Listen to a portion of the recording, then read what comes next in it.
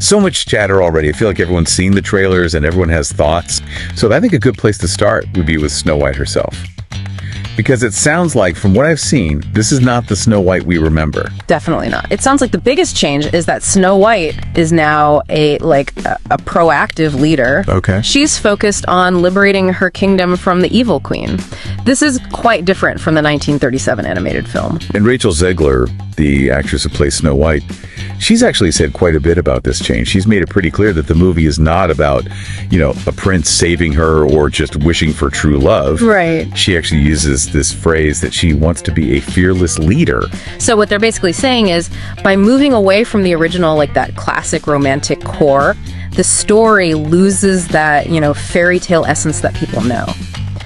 And maybe it's adding complications that don't really make sense. What are the critics suggesting? They're basically saying that, it's trying to look modern. They're trying to make Snow White appear more independent, but it maybe just feels superficial.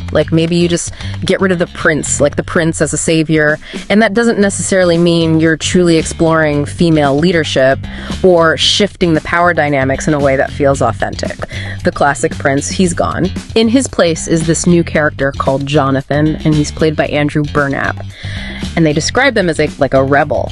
And he is a love interest for Snow White, but he is not the central savior. Okay. In fact, that iconic awakening kiss, I've heard it's not even in the movie. No awakening kiss. Wow. Okay. So that's a very different dynamic there. In the original, obviously, right, you had these 7 distinct dwarf characters that were fully realized.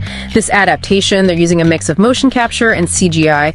And what's interesting is there's only one actor with dwarfism actually involved in physically portraying one of the characters. That's Martin Kleba as Grumpy. Oh, okay. And what about the other 6 dwarfs? We know who the actors are who are voicing them, right? Yeah, we do. So for the other 6, they're calling them magical creatures. The voices are provided by people like Jeremy Swift as Doc, Jason Kravitz as Sneezy, and George Salazar as Happy.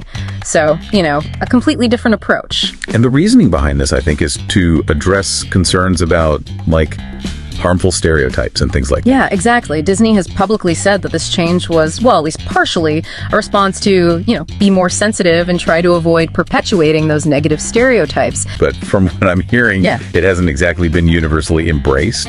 Oh, absolutely not. A lot of critics are describing the CGI dwarves as uncanny. The overall critical reception, it sounds like it's been, leaning towards the negative. Yeah, I would say that's fair. I mean, there has been some praise. People have talked about Rachel Zegler's performance being really good, and a couple of the musical numbers. They've mentioned the opening sequence, and then the Evil Queen song is supposed to be a real standout. People are calling it an evil bop, even. Oh, okay, fine. Yeah, but I mean, even with those positives, the negative feedback seems to outweigh it. Okay. The screenplay has been criticized, the visual effects overall, not just the dwarfs, and then Gal Gadot's portrayal of the Evil Queen has also gotten some negative comments. And ultimately, the film doesn't capture that magic, that, enduring appeal of that 1937 original. There's definitely a divide. I've seen reviews that say it's, a decent remake, and that it, tries to justify its existence by doing something new, but then a lot of people see it as a real misstep, especially with that, that reported $300 million budget. They see it as wasteful and ultimately, disappointing to fans of the original. Production was hit with delays because of COVID, obviously. And then there was that fire on set at Pinewood Studios back in 2022, which, must have added to the complexities and, probably to the cost as well. The marketing campaign got some pushback too. The teaser trailer, I think it got over 1 million dislikes on YouTube, which is never a good sign. Yeah, that's a pretty clear indicator that people are not thrilled with what they're seeing. There's a lot of disappointment about the prince's role being so small, the CGI dwarfs, and just this general feeling that they've lost that heart and charm of the original Snow White. We've got Snow White as a leader, a prince who's not a savior, and then this whole CGI dwarf situation.